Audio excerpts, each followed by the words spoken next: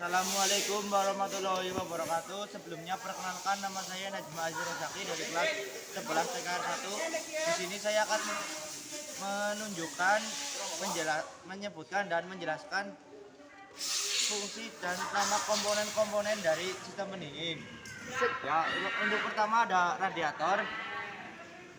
Dan fungsi dari radiator adalah untuk menjaga temperatur mesin saat kondisi kerja pada suhu 80 derajat sampai 90 derajat. Kemudian ada upper tank yang berfungsi sebagai tempat cairan panas dari mesin. Kemudian ada lower tank yang berfungsi sebagai tempat cairan ketika sudah didinginkan. Kemudian ada fin atau sirip yang berfungsi untuk menyerap panas agar cairan radiator cepat dingin. Kemudian ada tube yang berfungsi untuk mengalirkan air dari upper tank ke lower tank. Kemudian ada drain hook atau baut penguras yang berfungsi untuk menguras air dari radiator. Kemudian ada radiator core yang berfungsi untuk menyalurkan panas dari air yang telah melewati mesin ke udara luar. Ya, kemudian ada kipas yang berfungsi untuk komponen yang berputar dan menekan angin atau menyerap panas. Kemudian ada pompa air yang berfungsi untuk mensirkulasikan air dan radiator ke water jacket. Ya, kemudian di dalam silinder head dan silinder block terdapat water jacket yang berfungsi sebagai jalur atau tempat cairan pendingin ke dalam mesin. Termostat apa anjir?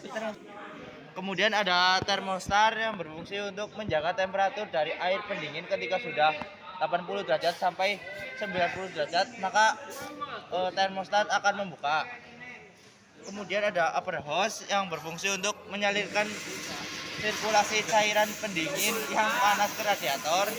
Kemudian ada lower hose yang berfungsi untuk menyalurkan air yang sudah didinginkan dari radiator ke mesin.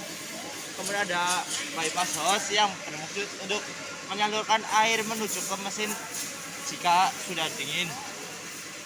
Nah, kemudian di sini ada tutup radiator.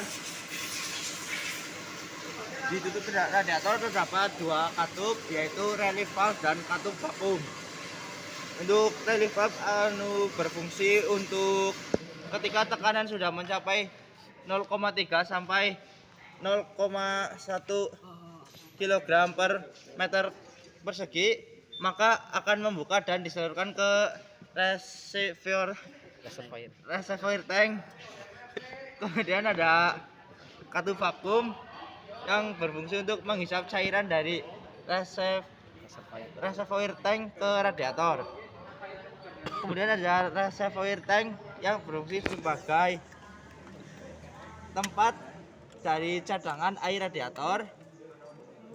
Kemudian ada overflow pipe yang berfungsi untuk mengalirkan air radiator yang bertekanan ke reservoir tank.